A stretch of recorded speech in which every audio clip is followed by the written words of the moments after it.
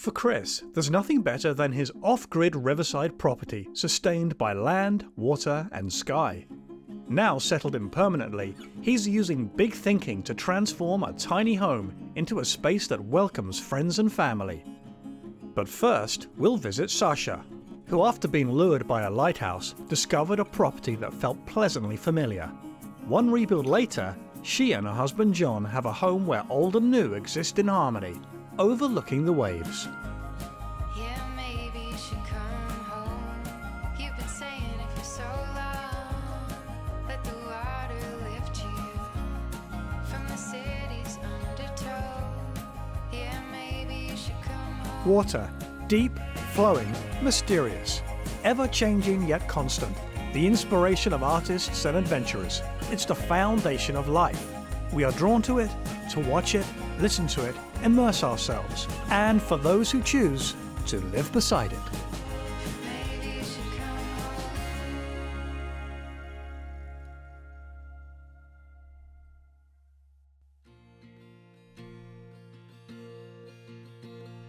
It was a November day, and actually John was wanting to head home.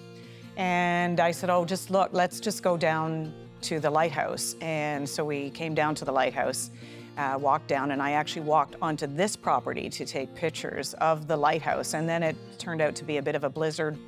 But the shore and Margarettsville just really drew me in. I just fell in love with it. Months later, the property came up for sale, the cottage, and John said, I think that is the property that we were actually standing on. It reminded me so much of the cottage where we used to go in Maine. I spent summers in Maine when I was a kid, and I just thought, well, let's go see it. And we did, and I actually fell in love with it. The cottage was built in 1929, and it was filled with all kinds of seaside stuff, the smell of the musty cottage by the sea, the smell of the ocean, the wild roses, and it just took me right back to my childhood. And I thought, wow, I fell in love with it right away. And I said to John, you need to be the deciding factor in this, because I'm already sold. We kept coming down to the shore, and then about the third, fourth day of coming down to the shore, he said, yeah, I love it. I just love it. Let's do it. Let's put an offer in. And we did. Well, when we first bought the cottage, one of the things that I noticed right off the bat, since it was built in 1929 and it was settled throughout the year, there was about 5 different levels on the floor. But I didn't like it. There was these different levels, trip hazards, things like that. It was kind of a musty smell. Sacha doesn't like mold, a little bit allergic to that. And we parked our motorhome here because we so wanted to be here, and we cooked in the cottage, and we did, entertained in the cottage, but we couldn't sleep in the cottage. So we spoke to our contractor, and he basically said, once you get into trying to do any of these major renovations, it's going to be really problematic. And the foundation is basically is no good. So you're better off to just rebuild.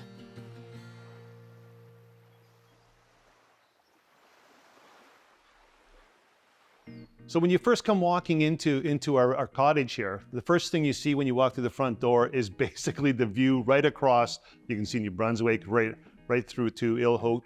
And then as you walk in, you get the view across to the waterfall, to the east. You get to see across to Port George on the west, and it's just breathtaking. As you walk through the kitchen, you come into the master bedroom to your right, and it's sort of sticks out a little bit of the cottage with a gorgeous view from the master bedroom right out into the ocean.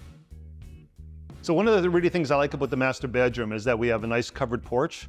So it's nice to be able to just get out, slide open the door, sit in a chair, watch the sea come in, and have another coffee that Sacha brings me. We actually can't cook here at the moment, and we don't have any hot water, so we all get very creative about how we're going to do that with the barbecue, with the microwave and whatnot, but it's very much a potluck gathering and breaking bread. The favorite spot here in the cottage is for me, is sitting here in the great room. I like to sit in my chair that swivels in the corner, and I can swivel to see whatever seems to be happening outside, if it's somebody either at the lighthouse or somebody yelling that there's a seal off the shore. So my favorite room is also the great room. It's just has a view from all sides. But my second favorite is the master bedroom, where I can sit and have coffee and watch the ocean and just have my coffee and relax. So that is the overall sentiment. We also did keep some pieces from the old cottage, and we still have all the plates and the service for that many people because, and we kept all of that. They came with absolutely everything. And you'll see some of the funky little lamps that are out round and stuff. Those were from the original cottage. So when we were designing the cottage, we wanted to have something that was modern, took advantage of the view, but still kept that same feel of the old cottage, blending old and new. Everybody's always just blown away by the view as soon as they walk in. One of my favorite views from inside is looking out at Île Haute, the island out in the Bay of Fundy here. It's amazing the way that it changes, it disappears, it comes back out of the fog. Saw a whale out there this summer breaching. It's great seeing the lobster boats going back and forth between the island and us. Just a fantastic view. The light that reflects off of the cliffs by the waterfall is just stunning in the evening, and really it's just all around beautiful views. Yeah, so one of the things being right on the shore that we embraced with the cottage is that it's nautical. In the Grey Room, we've carried on with the nautical theme, so we've got different parts from boats around, artwork, we've got pictures of the cottage going back to 1929 when it was first being built, and we've got these beautiful ceilings, cathedral ceilings with the second tier of windows, so you get these fantastic light coming in. With the second tier of windows, you're able to see the sun and the moon. We also get the Air Force flying by from Greenwood, which is kind of nice to be sitting back on the couch and watching these auroras go flying by. The cottage itself, the footprint is only slightly larger than the original cottage. So we wanted to keep the size fairly small, but we also, we wanted the exterior to look as close to Cedar Shake as we could so that we did blend in a bit. Where we actually live year round, we have a huge amount of privacy. Here at the cottage, it's much more of a social place, so we know all of our neighbors on the road. We get along really well with them because we all have similar interests.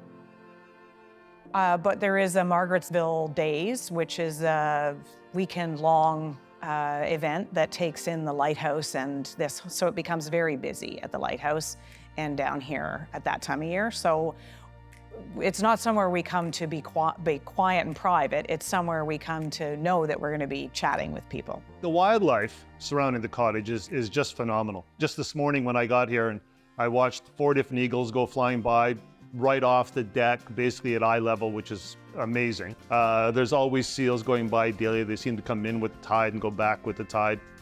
Last year we had great white sharks swimming around. It was kind of amazing and scary at the same time. And do you want to go out in the water? I think the exterior features were we went back and forth about doing Cedar Shake or the vinyl siding, and so we wanted whatever was going to be the most durable next to the sea, because we do end up with quite a bit of sea spray, and so what was most durable but also what was most aesthetically pleasing to the community.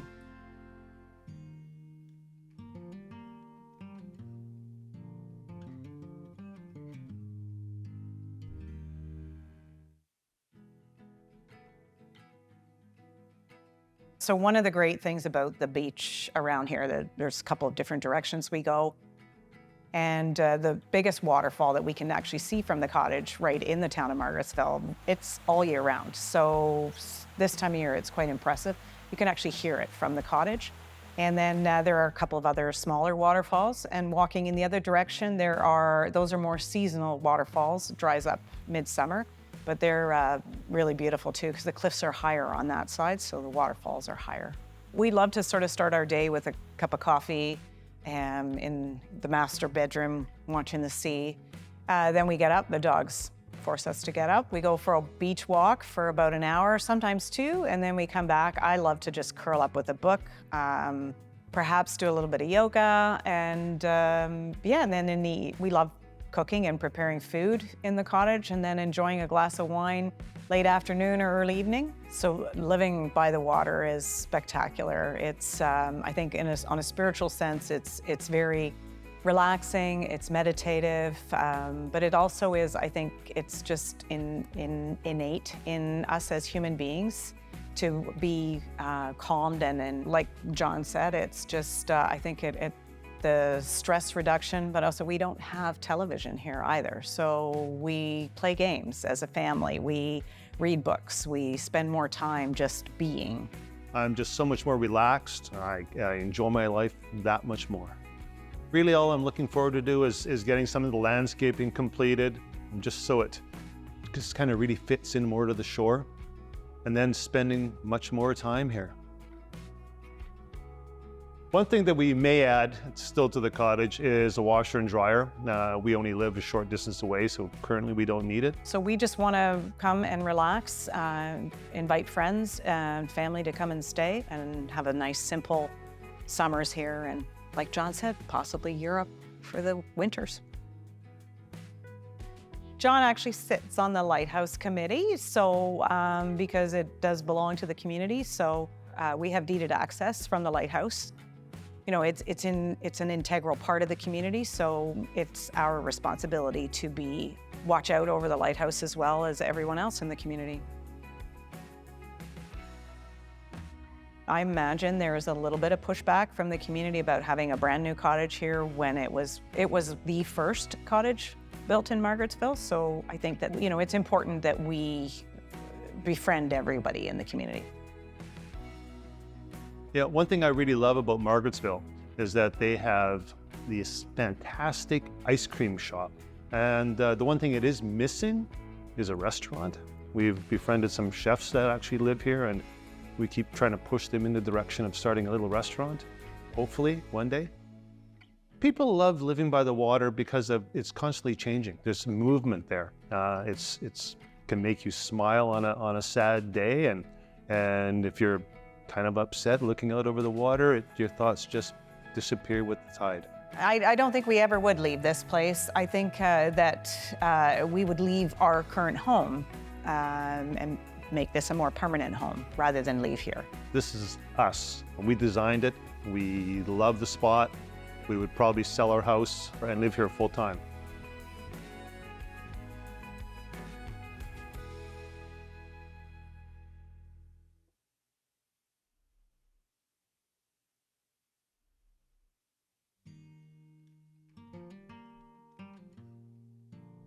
So after some changes in my personal life, I was looking to, build maybe a tiny home somewhere or purchase a home somewhere on the South Shore, preferably, to be near water, put it that way. So after a few sightings of places and stuff, I ended up in a place on Middle River.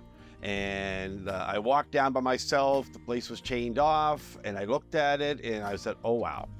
It's 340 feet of river frontage that came with the property. And it had a shed on it already in an RV. I could instantly just kept it at that for the price and had it as a summer spot. But I loved it so much, and after some thinking, I decided I'm all in.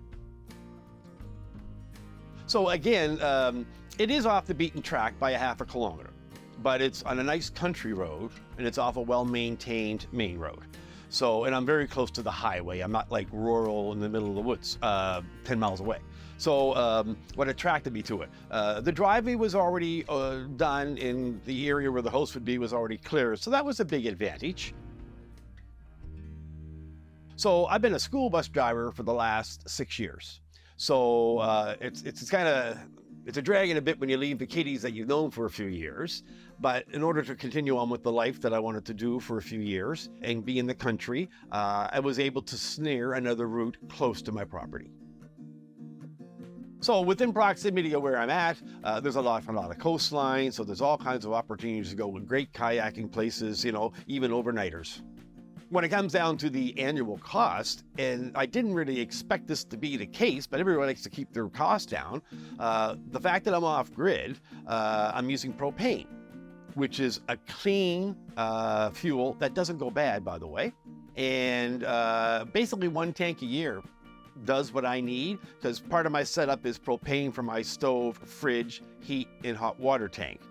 The solar power I only need for my lights and my pump for the water pump. So cost-wise, my water comes from the river.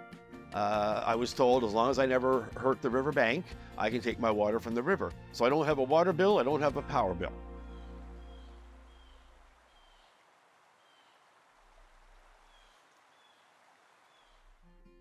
As soon as you walk in the front door from the driveway, there's a bathroom.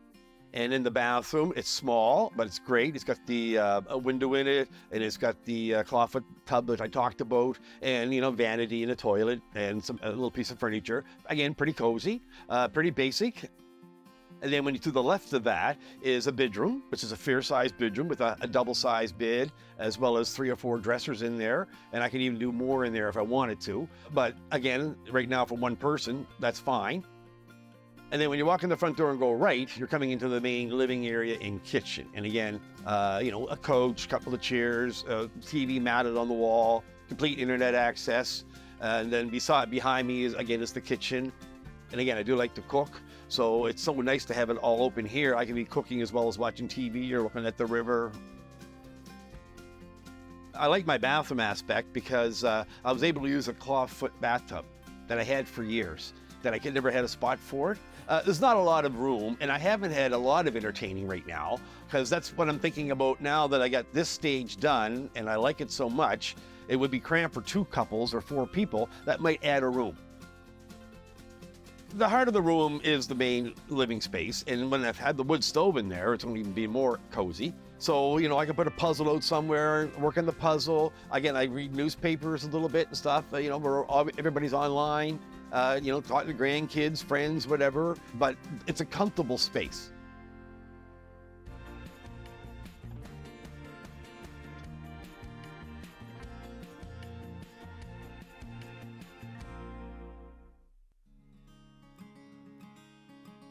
My vision in the beginning, when I had the house, being on a river, you need a deck. So, but again, there was a lot of costs, a lot of time and overruns and all that stuff. So the deck didn't come as quick as I wanted, so I had to do it in pieces. So when you walk out the other door, you're now walking out into a deck that's 32 by 12, almost the same size as the house. And I'm one of those people that like to stain my deck, right? Some people don't like to stain them. So you saw I had mahogany and black. On one side will be, to the right, is going to be where I'm going to have my patio set with a propane flame. The middle area I want to keep open for some ideas that I have. The pergola that I made is going to be for a table on the outside, but also going to be used for like a soft tub, hot tub. And then off the deck is where right now there's a fire pit, the safest place to have it. So I definitely want to do more on making a nicer fire pit. That just takes effort. But yeah, that's it. On the outside, you can walk along the side of the river down to my neighbor. There's all kinds of trails, all kinds of ATV trails here.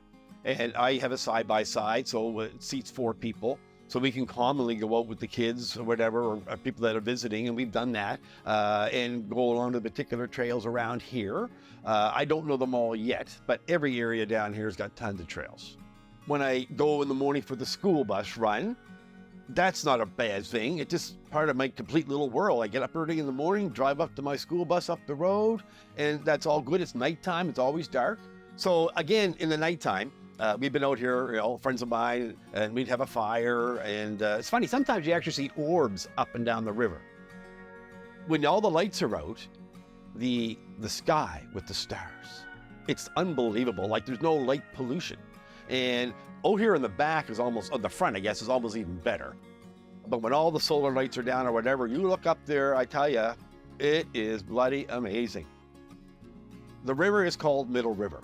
And sometimes the water's high, sometimes the water's low. I can actually swim in the river, and I have a little swim spot down there. So there's also fishing, and there's turtles in this river. Living on the river definitely has its challenges.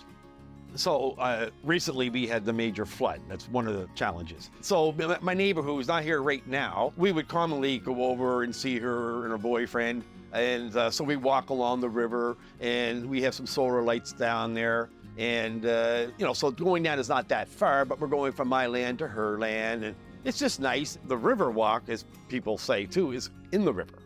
So I could go today very easily and walk across that river, right, to the other side. And some people, lady friends in the past, have done that. They like doing that. It's like a challenge to go across the river. The river's not that deep. Just got to watch where your feet are. But to go swimming, the little swimming hole I have is back down there. And that's just perfect. So right now for me at my stage, I don't know how many years I can stay down here. I'm in good health. Personal life may change or something like that. I may be able to keep it, may be able to sell it for my retirement. I don't know. So again, I don't know what's gonna happen in the next 5 years, but I like to stay active. I got to be doing things. I like to volunteer, so I'm doing some of that in the local community right now. And yeah, I just want to be part of the community. I'm a social person. Again, as a school bus driver, I see a lot of people every day, so it's not like I'm a recluse or anything like that, but I got a sweet little property to come home to when I come home at the end of the day. I do have a Pioneer side-by-side, which is a 4-seater ATV. It's pretty robust. It's about 700 cc's. So I'm able to have 4 people in that. I can put 3 kayaks on top. I can have the rack on the back with that metal case you saw with all our gear. Nothing stops me. I have a wood splitter. So we started, put the back down in the bike and cut the wood, put it in the back of the bike, over by the wood pile. So it's very handy that way. With the winch that's on front that you need for the plow, it's also good for other things as well. Before I moved down here, I was in sales, and I was also involved with a lot of volunteering, be it a Chamber of Commerce, be it events like Comedy Fest and Buskers. So pretty full life, loved it all, no complaints. Moving down here now in a different world, at a different time in my life, I need to start building that back up again. So now that the house is livable and I'm comfortable and things like that, I've started to go out and do different things. So I think, as I mentioned before, I'm now doing pickleball 1 night a week. I'm doing some volunteering at the Playhouse here locally. As a community where we're at here is, it's a small rural community that on Fridays at one of the Legions, they do the regular Friday suppers. You can go pick it out. It could be a roast beef or it could be cabbage rolls. I'm still working on the solar light system I want to use out there, but there will be a sectional, and there's going to be a barbecue spot, which I haven't figured that one out yet, but it'll probably be right around here, close to the kitchen. Again, I would really, really, really like to do the dinners. Because I think if I advertise dinners for, traditional dinners, be it a lobster boil or whatever the case may be, or an Italian night, that kind of stuff, right? So, yeah, and then, again, the last big thing, and it's not going to be done this year, would be the landscaping around the property. The pebble idea, I think for where I'm going with my kind of theme, I like clean lines kind of idea. And if I had too many flowers out there, I don't think I'd be able to handle it. I'm not the biggest green thumb. If I could be here for 10 or 15 years, wouldn't that be amazing? It's funny, living by the water. Again, I've been around salt water in the ocean, Atlantic Canada, but the ocean's a crazy animal, right? And it can either be cold or it can be rough. Living by the river, I enjoy it more than even living by the ocean. You saw looking up the river, it's beautiful, and there's a lot of activity. I've seen a mink across the way in the river. There's so many things the river gives me, and just the fact of going out there and looking, it's nice, and I commonly do not ever play music outside unless I have someone with me.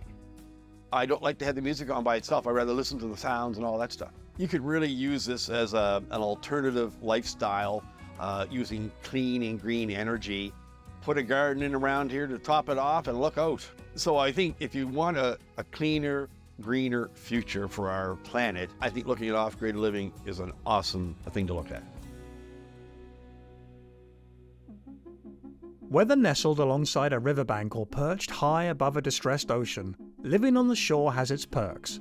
But beautiful views are only the beginning. The sights, sounds, and sensations of the water are constant in their impact, improving moods, perspectives, and lives. To exist and grow on its edge is extraordinary, an experience made even sweeter when shared with the people we love.